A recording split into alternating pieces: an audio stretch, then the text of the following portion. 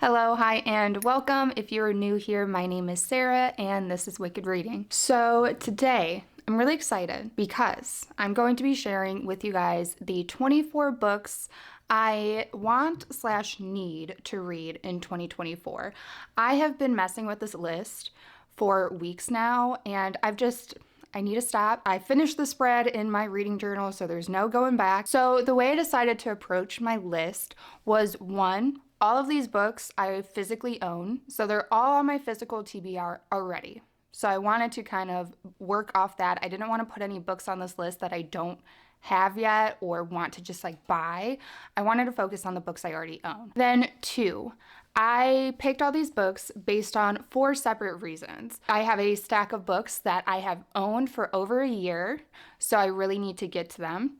I originally was going to pretty much make all of the books based on that reason, but then I kind of realized 24 books based on the fact that I've owned them for a long time and have yet to read them is just going to, I feel like, cause a very low success rate. So I wanted to mix it up. But 24 books is a lot to commit to, so I didn't want to force myself to pick all books that I was already putting off for one reason or another.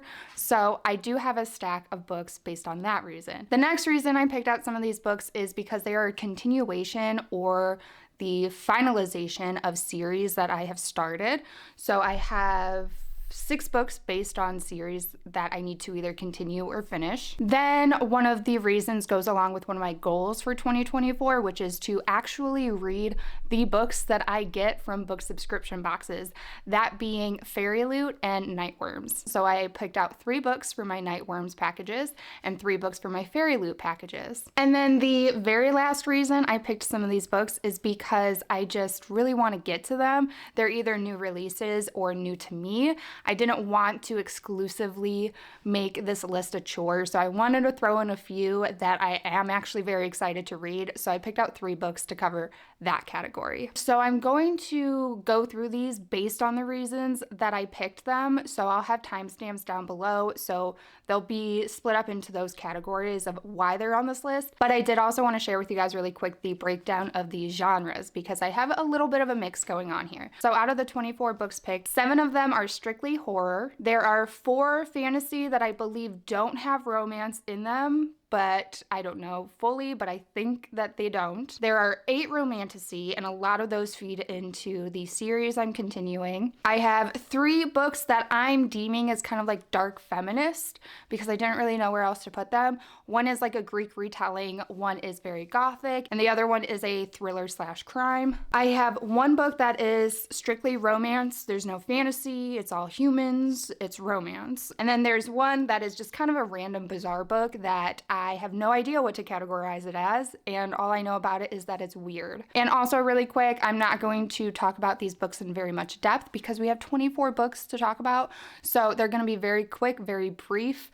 And so let's get started. First, I'm going to start with my stack of books that I need to get to because I've had them for far too long. Starting off strong with Tastes Like Candy by Ivy Tholen. This is a carnival-based slasher, and it's been on 1 or 2 of my TBRs, and I've yet to get to it. It's not very thick. I've just heard very mixed things, so I keep putting it off because I love this cover, so I don't want to not like it. But yeah, so I really need to prioritize this in 2024. Next up, we have Gallow Hills by Darcy Coates.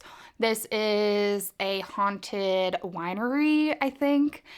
This has also been on definitely 2, maybe 3 of my TBRs past. Have yet to get to it. I know I need to. Darcy Coates is so beloved. She has so many books, and I own one, so I definitely need to get to it. Maybe I'll plan a video where I taste test Darcy Coates books, and that'll push me to actually finally read this and get it off my TBR. Next, we have Getting the Ninth by Tamsin Muir. I hear great things about this, but I do think that it's a heavier fantasy. Maybe. I pretty much hear this marketed as lesbian necromancers in space. Sounds pretty good to me, but I just haven't gotten to it. I need to. I've had it for a while now. I think that there's at least 2 other books. Yeah, it looks like it's a trilogy. And I'm pretty sure that they're all released, and I think each one follows a different character in this world, but Getting the Ninth, Gotta do it. Next, we have Under the Whispering Door by TJ Klune. This definitely falls into more of a cozy fantasy, which I haven't really explored much of, if really any. I guess maybe Cackle by Rachel Harrison could be categorized as cozy fantasy, but I own Legends and Lattes, but I haven't read it. I bought it because it's a special edition that's really cute, and I prop it up on my bookshelf if you've seen it, but I haven't actually really delved into cozy fantasy, but I hear wonderful things about TJ Klune's books. This one spoke to me the most. With it kind of deals with death, and I think that this man passes and has to maybe reflect on his life, something like that. But I know it revolves around more so death. But I do want to get to this one. Another fantasy that I've had for far too long that I need to get to is Middle Game by Seanan McGuire. Again, I hear fantastic things. I haven't heard the best things about the sequel, but that's okay. I'll still give this one a shot. All I know is we have twins, and there's like alchemy, and I don't know, fantasy. I think that this one is like kind of more strictly fantasy. I don't think that there's any romance in it, but I need to get to it. And another one that's more so just fantasy is The Helm of Midnight by, who's this by? Marina Lastetter. Again, I hear great things about it. I'm just intimidated by fantasy that's more just fantasy and not romance. All I know with this one is there's like masks in this world, and if you wear a mask, you might wield a certain power. And I think that there's like the mask of the devil out there that people are racing to get, something like that. Something with masks and magic and power. Fantasy. The next two are the ones I categorized as kind of like a dark feminist book. The first one is The Wolf Den by Elodie Harper. This is the one that's like a Greek retelling. I don't really know the specifications of it anymore, but I know it sounds super up my alley. And I haven't done much Greek retellings, but this one sounds fantastic. It has something to do with brothel, I think, and I don't know. That's all I got, but I definitely want to lean more into the feminist literature that I love so much, so this is on the list for that. And then the next one is the gothic feminist one that I listed, and that is The Diary of Blood by S.T. Gibson. I need to get to this. It's been on a TBR before. I think I'm gonna love it, which makes me more nervous, but it's beautiful. I need to do it. Also, S.T. Gibson has another book coming out that is within this like vampiric realm. It's not necessarily a sequel, but she's kind of grouping them together because they all deal with vampires. So I really need to get to this. This follows one of the Brides of Dracula, and I believe that it is formatted in a way where she is writing letters to him, talking about the trauma she's dealt with and what he really did to her and her life and stuff like that. I hope. It's beautiful. I hear fantastic things. I think I'm gonna love it. I gotta read it. And then the last book I have that I picked out specifically because I need to get to them because I've had them for too long is The Ruins by Scott Smith. I believe this is a survival horror. This is another one that I've heard mixed things about, but I do think it leans into plant horror, which is something I want to explore more because I love nature elements in horror. I love when there's fungus and rot and dead plants and alive plants, and it just sounds so great to me. So I really need to get to this. I will probably try to focus on this for my summer TBR because I feel like it's very summery feeling. So if this isn't on my summer TBR, yell at me. Okay, next I will share the books that I have picked out because I need to read books from book boxes. So we'll go through my Fairy Loot ones first. Honestly, if I just read any 3 Fairy Loot books, I will be happy. I want to read more than that, but I at least put 3 on this list. These 3 stand out to me the most as the ones that I've received that I'm most interested in. But if I switch out one, I'm counting it as a win. The first one I picked out was Bonesmith. I am really excited about this one. This is another one that kind of leans into necromancy. I think either necromancy or there's just kind of like the living dead and the main character hunts them or something like that. I don't know. I did read the premise when I did my Fairy Loot unboxing for this. It was probably my last book haul video, and I did read the premise, and I know that it had to deal with like death and stuff like that. I think that the main character has to go get the prince or somebody important because he's in like this, not underworld, but kind of like an in-between area where the dead live. Whatever. I don't know. It sounded cool. It stuck out to me. I need to read this one. Next, for the Fairy Loot books, I picked out If I Have to Be Haunted by Miranda Sun. This cover is stunning, beautiful, gorgeous. Love it. Look at the sprayed edges. I love those. Gorgeous.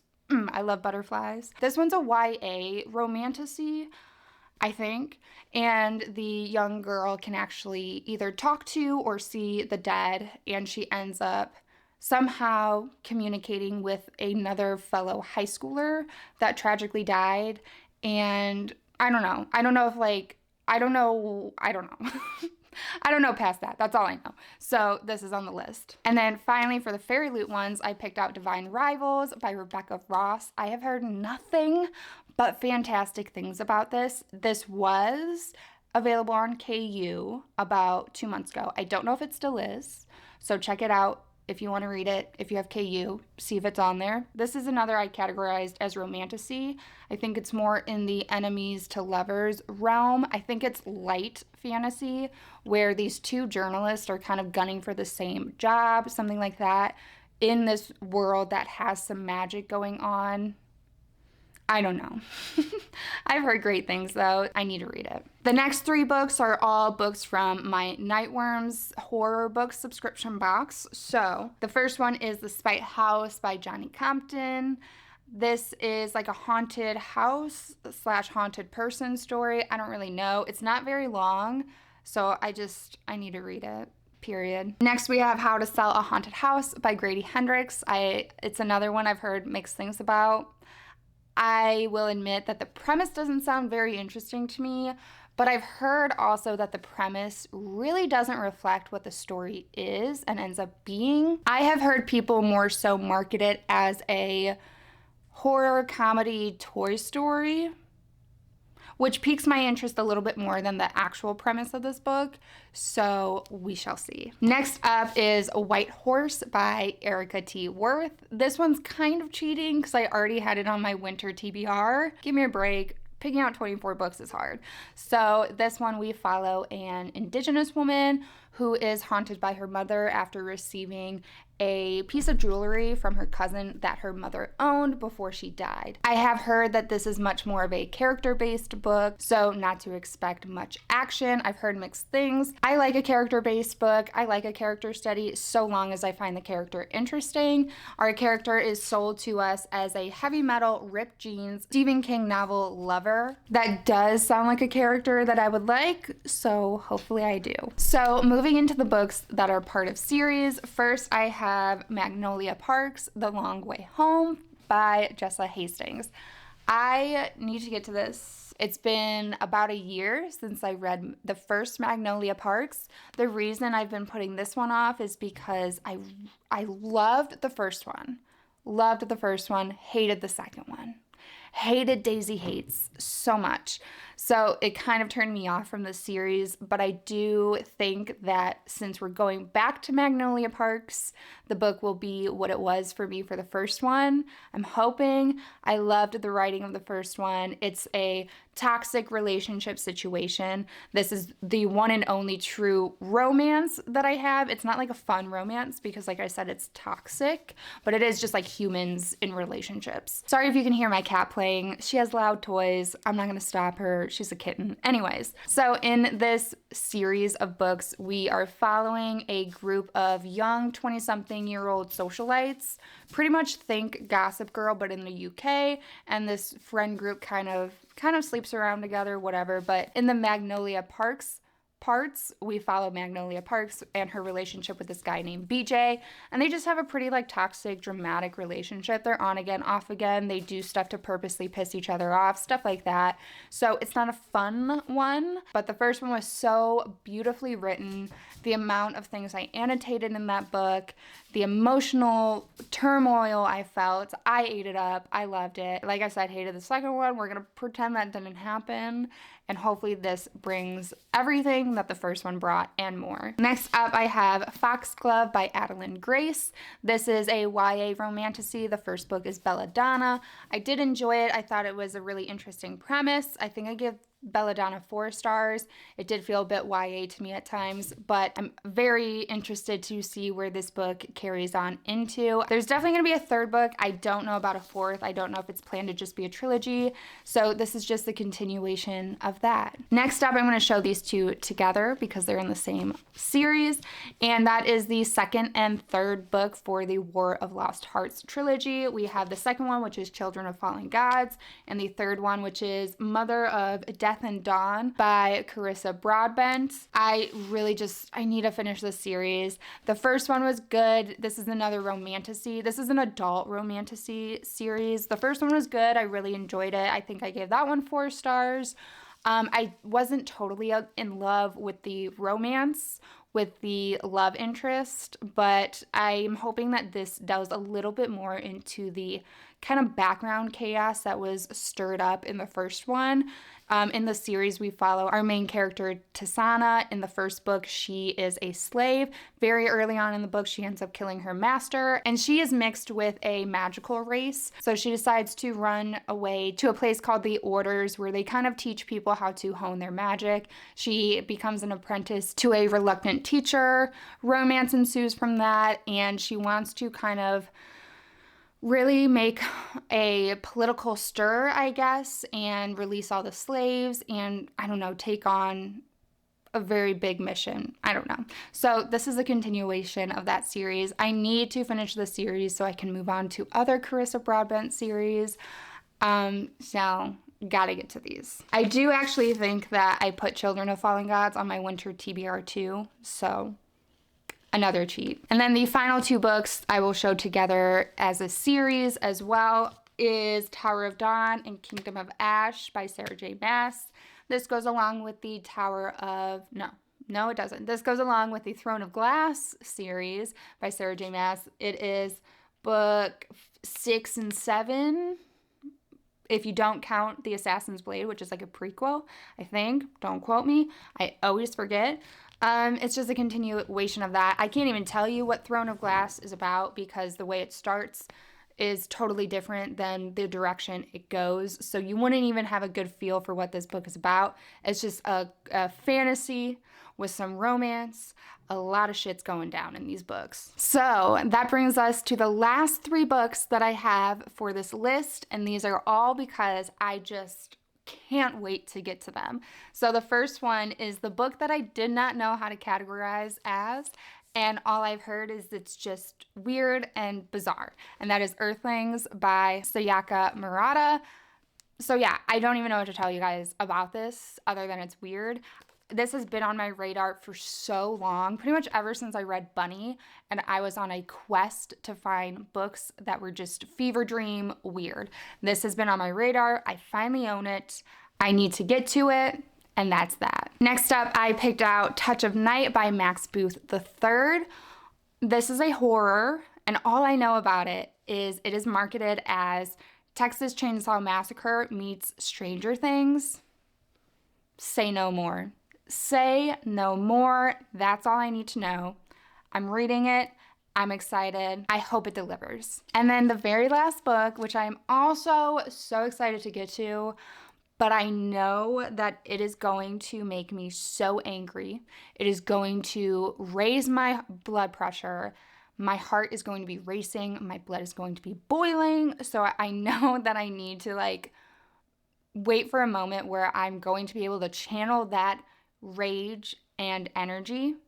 And this is the last book that I listed as a dark feminist book, and this is a thriller / crime based book, and it is Bright Young Women by Jessica Knoll. This book is about the Ted Bundy case, but I've heard that Ted Bundy is never mentioned in it.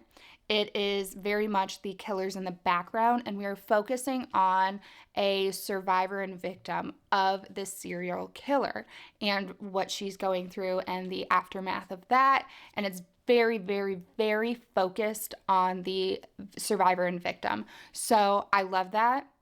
I love that so much, and I can't wait to read this. But I know it's going to impact me so much. I know it's going to take a lot out of me. I know it's going to be very emotional. So while I'm excited to read this, and I think I'm going to it's going to change me, I'm also nervous because of those reasons. So, yeah, but I've heard fantastic things about it. I've heard it's done so well, so respectfully, and that's what I love to hear. And this cover is absolutely stunning. I love it. I love it so much. So this is on the list. This will be read in 2024 without a doubt. So that is all the books. That's the 24 books I need/want to read in 2024. Please let me know if you have read any of these books yourself, what you thought about them. Let me know what books you need/want to read in 2024. I would love to know. As always, thank you so much for watching. I truly appreciate you spending some of your time and listening to me while I sit down and talk about books. I could not emphasize that enough. Oh my goodness, you guys mean the world. Thank you so much. If you haven't yet, please give the video a like, subscribe for future content if you're interested, turn on the bell notification so you never miss an upload, all the fun YouTube things that help you grow out, and I will catch you guys in the next video. Bye!